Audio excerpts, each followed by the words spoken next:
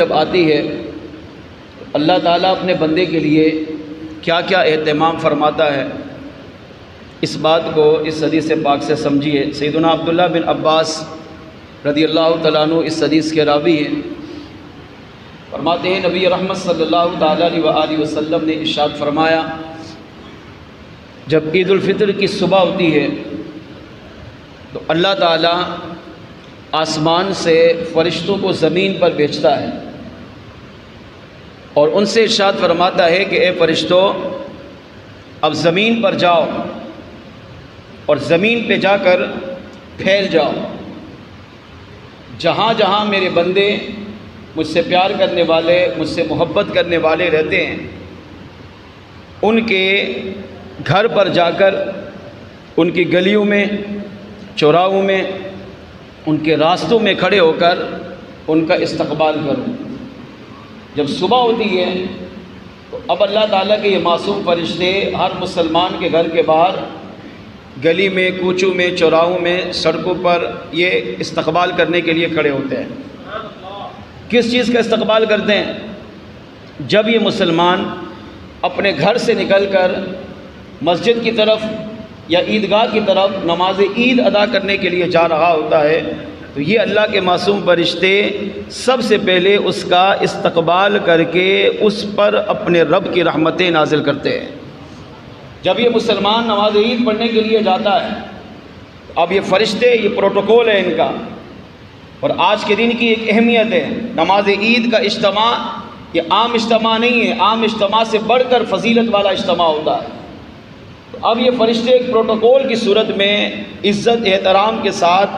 گھر سے لے کر عیدگاہ تک اس مسلمان کا جو عید کی نماز پڑھنے کے لیے جا رہا ہے استقبال کرتے ہیں۔ جب یہ مسلمان نماز عید میں پہنچتا ہے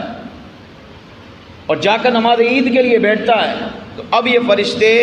اس اجتماع گاہ کو اپنی رحمت کے پروں میں چھپا لیتے ہیں۔ میرے آقا صلی اللہ تعالیٰ علیہ وآلہ وسلم نے ارشاد فرمایا، جب لوگ عید کے دن عید کی نماز پڑھنے کے لیے جمع ہوتے ہیں تو فرشتے استقبال کر رہے ہیں، رحمت کے پروں میں ان کو چھپا رہے ہیں۔ لیکن سب سے بڑا اعزاز عید کے دن عید کے اجتماع میں اللہ اپنے بندے کو خود عطا کرتا ہے، اور وہ کیا؟ آقا علیہ السلام نے ارشاد فرمایا، عید کے اجتماع میں جتنے مسلمان شریک ہوتے ہیں اللہ کریم اپنے ان بندوں سے ڈائریکٹ خطاب فرماتا ہے۔ اللہ بغیر فرشتوں کے وسیلے کے اپنے ان بندوں سے مخاطب کر کے فرماتا ہے، ارشاد فرماتے ہیں، میرے بندو، تم آج یہاں میری عبادت کے لیے جمع ہوئے ہو، مجھے اپنی عزت و جلال کی قسم اس عید کے اجتماع میں تم مجھ سے اگر دنیا مانگو گے تو میں وہ بھی تمہیں عطا کروں گا، اور اگر آج اس اجتماع میں تم مجھ سے دین میں بھلائی مانگو گے تو وہ بھی عطا کروں گا۔ عید کے اجتماع میں میرا بندہ مجھ سے جو مانگے گا، اللہ فرماتا ہے مجھے اپنے رب ہونے کی قسم میں اپنے اس بندے کو ضرور عطا کروں گا۔ قسم اٹھا کر اللہ اپنے بندے کو تسلی دیتا ہے، پھر ارشاد فرماتا ہے، میرے بندے تو مجھ سے دنیا مانگ یا مجھ سے دین مانگ، جو بھی مانگے گا میں تجھے عطا کروں گا۔ اگر روزی مانگے گا وہ بھی دوں گا، بیماری سے شفا مانگے گا وہ بھی عطا کروں گا، اگر میری بارگاہ میں توبہ کرے گا میں تیری توبہ قبول کروں گا، استغفار کرے گا میں تجھے بخش دوں گا۔ مجھ سے دنیا مانگے، دین مانگے، ہر بھلائی جو بھی مجھ سے مانگے گا، اللہ فرماتا ہے مجھے اپنے رب ہونے کی قسم میرے بندے میں تجھے وہ ہر بھلائی عطا فرما دوں گا۔ پھر اللہ کریم اپنے بندوں سے مخاطب کر کے اپنے بندوں کو ڈائریکٹ خطاب کرتے ہوئے فرماتا ہے، اے میرے بندے، جب تک تم میرا لحاظ کرے گا میں بھی تیرا لحاظ کروں گا، تم میری فرما برداری کرے گا میں تیری ہر مشکل کو آسان کروں گا، تم میری نافرمانی سے اپنے آپ کو بچائے گا تو اللہ فرماتا ہے پھر میں تیری ہر مصیبت و پریشانی کو دور کر دوں گا۔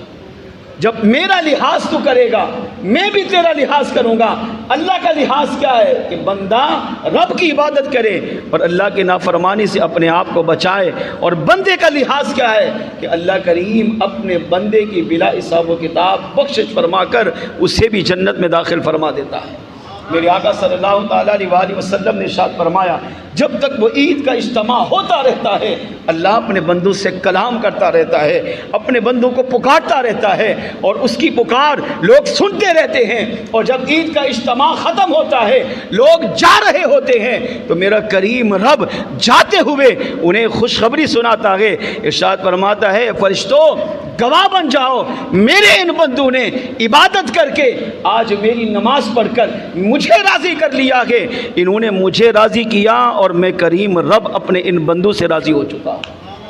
یہ وہ لوگ ہیں جنہوں نے اپنی نمازیں، روزے، تلاوت قرآن، زکوٰۃ، صدقہ خیرات، نیک اعمال کے ذریعے رمضان کو عبادت میں گزارا، پھر آج عید الفطر کو بھی عبادت میں گزارنے کے لیے میری بارگاہ میں حاضر ہیں۔ ان بندوں نے مجھے راضی کیا اور میں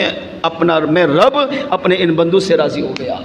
علماء فرماتے ہیں اس حدیث سے پاک سے پتہ چلا کہ عید کا دن عام دن نہیں ہے، عید کی نماز عام نماز نہیں ہے، عید کا اجتماع عام اجتماع نہیں ہے، یہ وہ اجتماع ہے کہ جس میں رب اپنے بندوں سے کلام بھی کرتا ہے، ان کی بخشش بھی فرماتا ہے، ان پر رحمتیں بھی اتارتا ہے، انہیں جہنم سے آزادی بھی دیتا ہے، اور جاتے جاتے اپنی رضا کی خوشخبری یہ بھی اپنے بندوں کو سنا دیتا ہے۔